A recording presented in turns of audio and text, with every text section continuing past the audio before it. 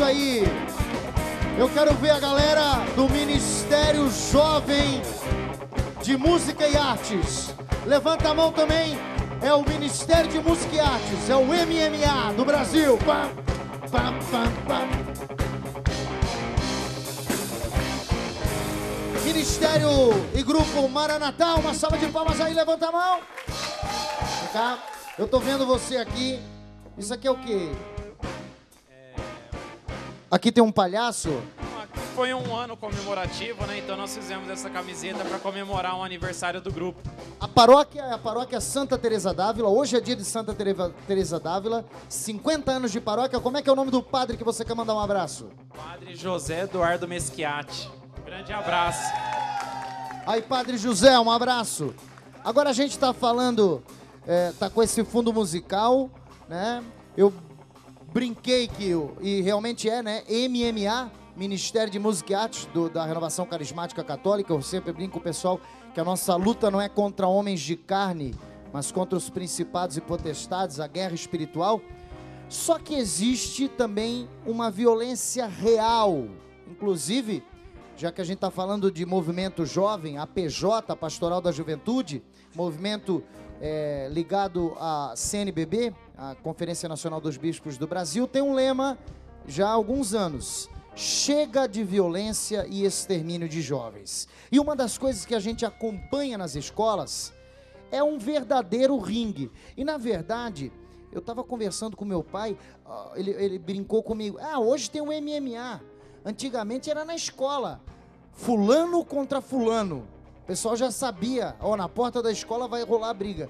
Vocês acompanham, existe ainda essas brigas marcadas nas escolas? Existe isso ainda, não? No Colégio Notre Dame, não. O pessoal é mais calminho. Resolve de outra forma as diferenças, né? Vai mais na discussão mesmo, mas briga, braço, não, isso não existe. Vamos assistir e a gente vai ver que essa realidade é presente em muitas escolas. Se liga aí. O conceito de segurança sugere um ambiente estável, protegido de perigos, no qual o indivíduo possa seguir com suas atividades sem sentir medo. As escolas antes consideradas seguras, hoje são palco de fúria e agressões. Em Santos, no litoral paulista, um aluno perde ponto por não entregar a lição de casa e se descontrola.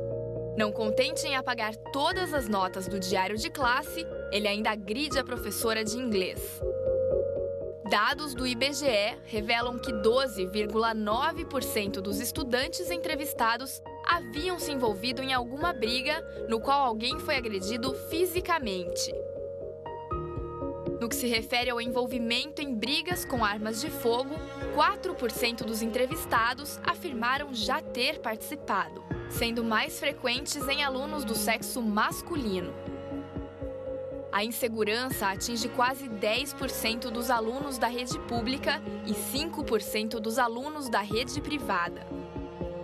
Uma pesquisa realizada pelo Ministério da Educação em 2011, através da Prova Brasil, constatou que dos 225 mil professores que responderam ao questionário, 4.195 foram agredidos fisicamente por estudantes.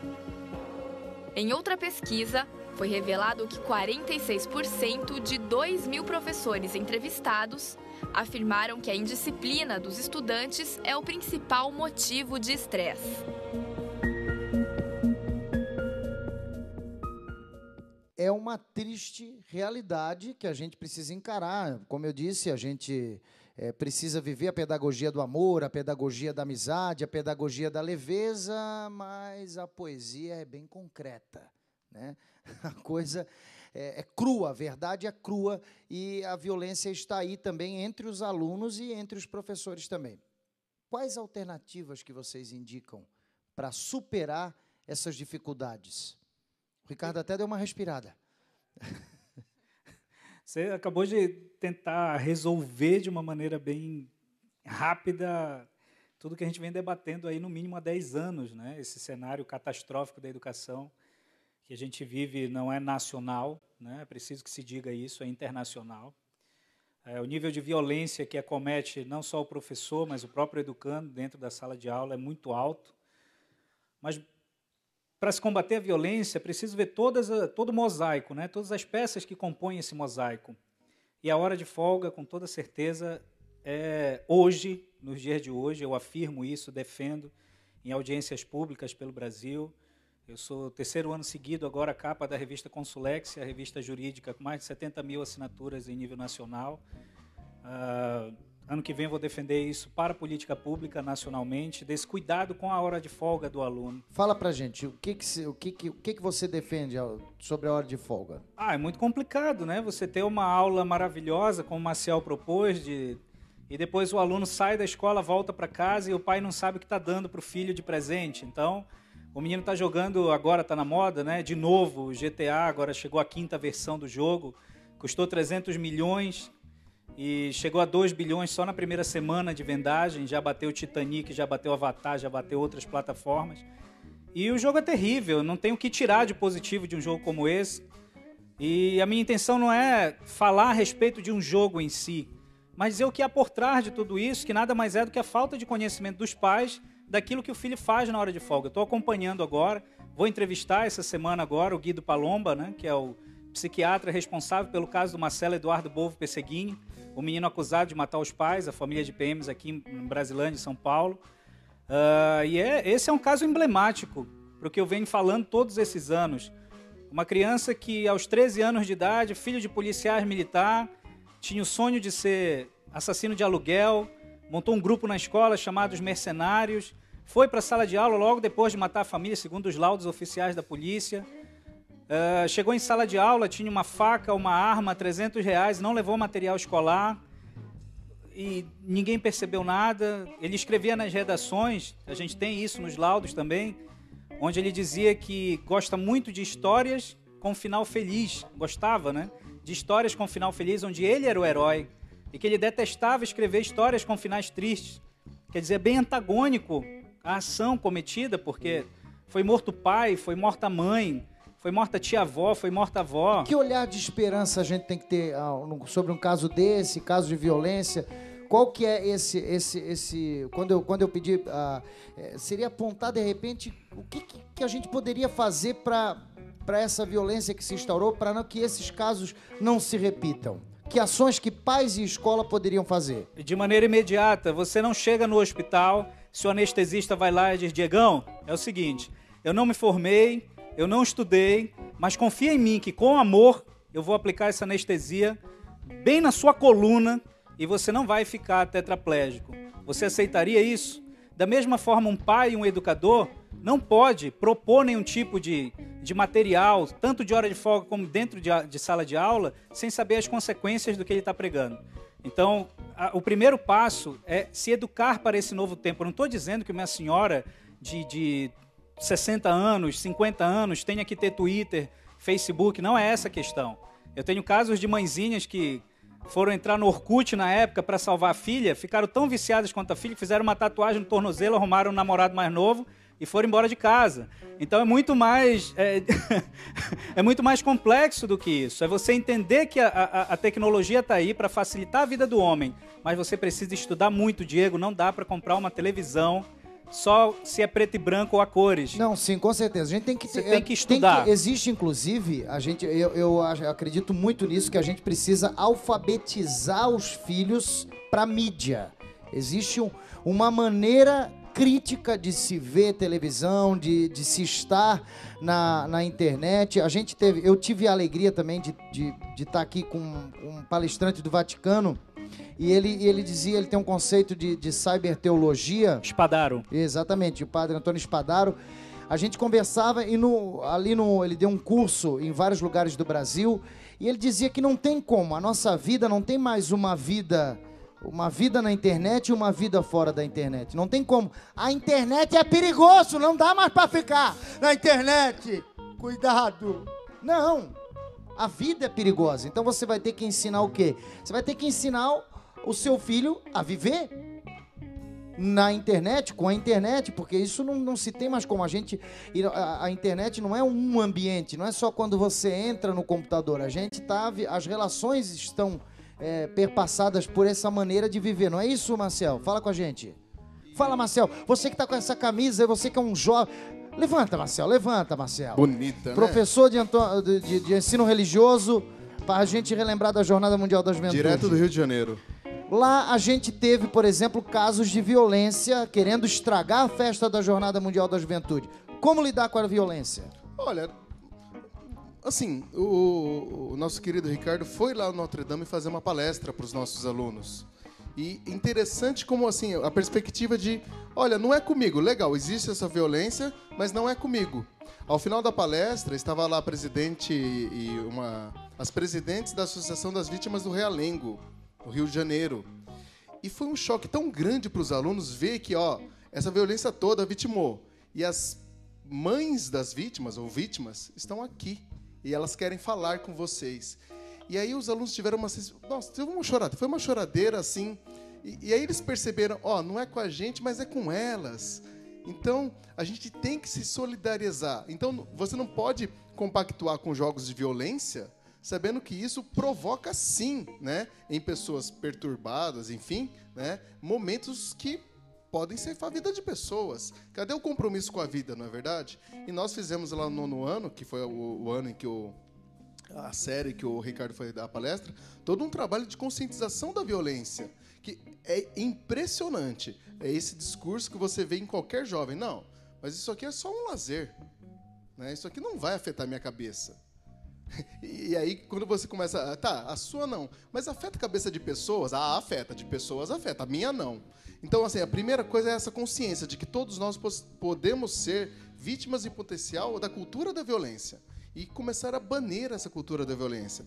E aí, né, entrando nesse diálogo do mundo cibernético, do mundo da internet, você pode fazer suas escolhas, né? Em que comunidade você vai estar. Por exemplo, ficar em comunidade de times de futebol procurando briga, você vai achar briga, não é verdade? Lembra do Orkut? Orkut, né? Tinha, eu odeio, o pessoal fazia, eu acho que era pior, tinha uma onda assim, tipo, ficava brava com a Cristina, eu odeio a professora Cristina, rolava uma comunidade, cara, a galera entrava, tipo assim, era um bullying muito mais forte, o Orkut acho que teve uma pegada meio assim, o Facebook é mais tranquilo, mais relacional, assim, a coisa, o que você levantou a sobrancelha, mas não é... Você é bem otimista.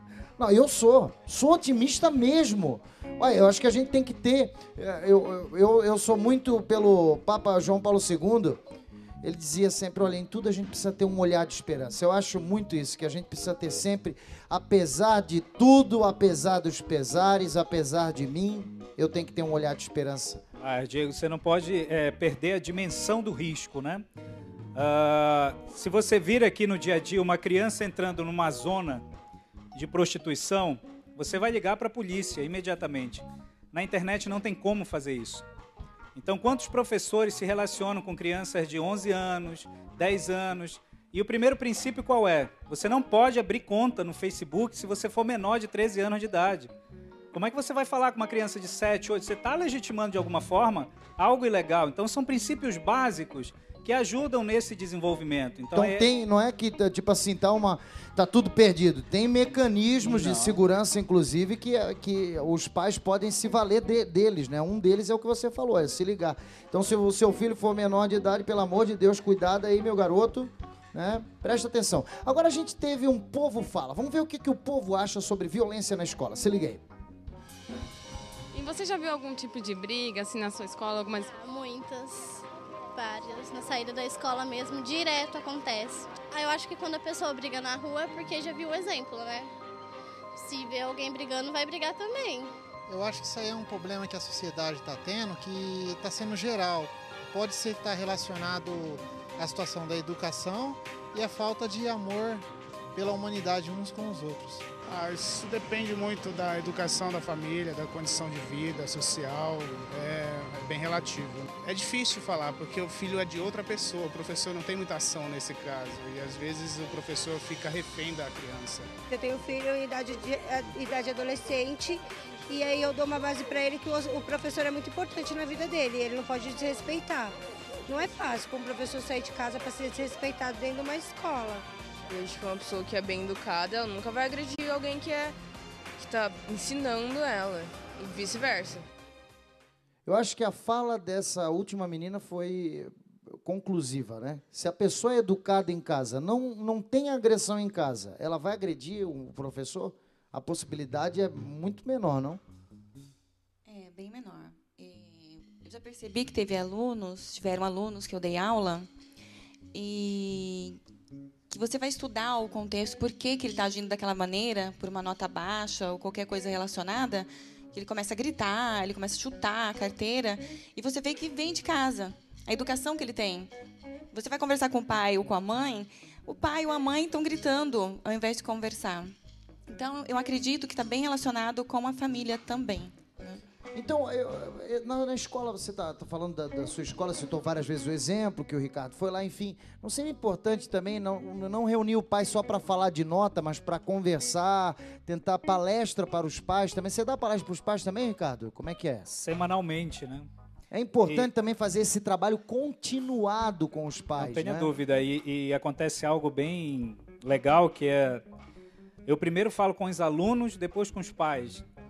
E eles não têm medo de mostrar aquilo que eles fazem na hora de folga. Tem escola que descobre que não tem espaço para acolher a quantidade de pai que vai até a reunião, que não fazia parte da reunião. Porque o aluno vai lá, pai, o senhor não pode perder essa palestra que vai falar sobre aquilo que eu faço na hora de folga. Aí eu pego um pouquinho mais pesado na palestra, que eu mostro as cenas, né, do que tem por trás de cada jogo, filme, desenho, que não é muito diferente também da época que a gente era criança, a gente teve acesso Rambo, Robocop, coisas bem educativas, né? Sexta-feira 13. Rambo, por favor. Jaspion, algum desse da época que você era criança. Rock Balboa, né, cara? Legal. Também. Algum tema de videogame, por favor. Vamos lutar, Diego.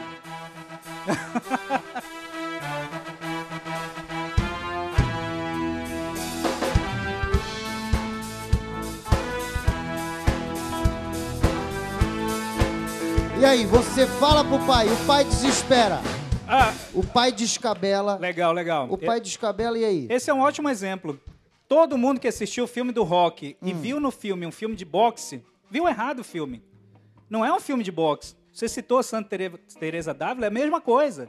O ensinamento do Rock, ele fecha em todos os filmes, agora no Rock Balboa, o último, dizendo assim, o verdadeiro campeão não é aquele que bate, é aquele que apanha, cai e consegue se levantar. Então o Rock Balboa, ele é ruim. Santa Teresa d'Ávila e o Rock Balboa já tava aqui, ó. Só não usa na catequese. Aí, ó. Mas essa frase da Santa Teresa d'Ávila não é? Só não usa Santo não é aquele que nunca cai, mas o que levanta sempre? Só não usa na catequese. O Rock Balboa dizia o quê?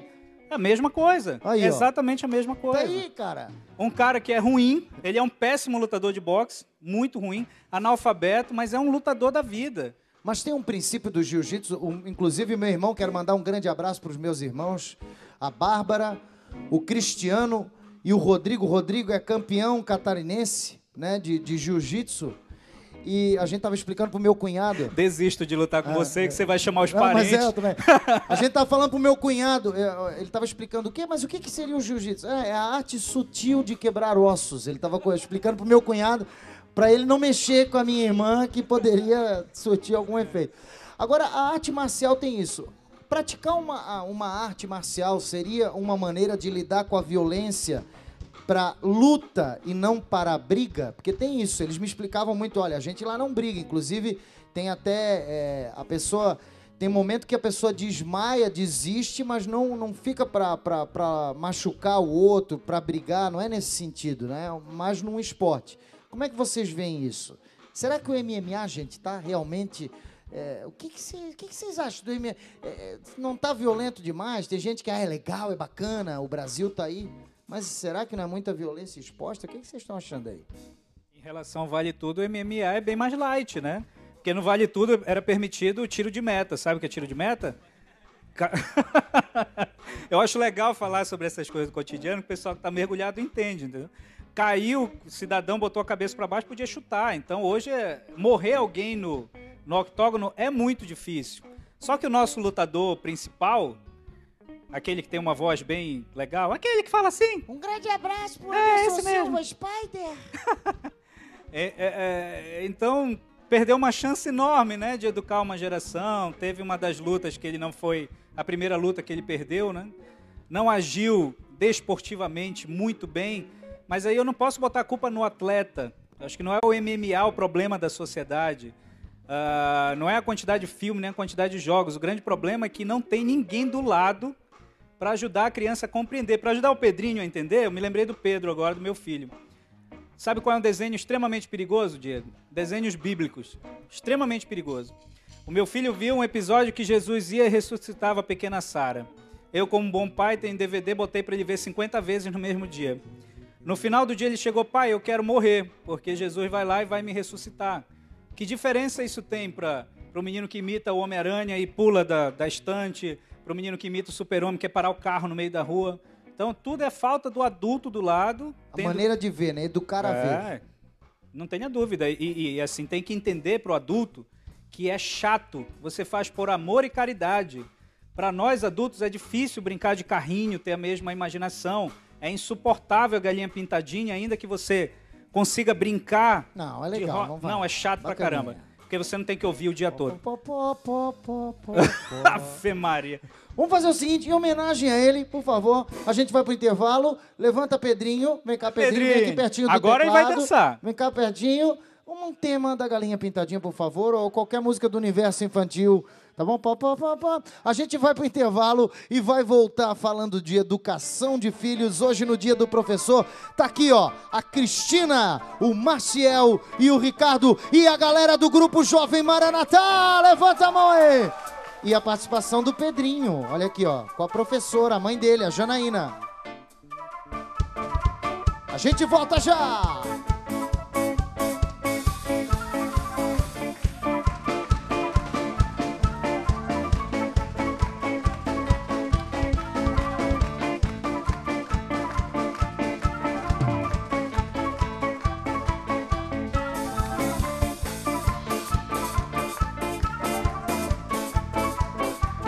A gente volta já, programa Point 21 Oficina, com a participação do Pedrinho.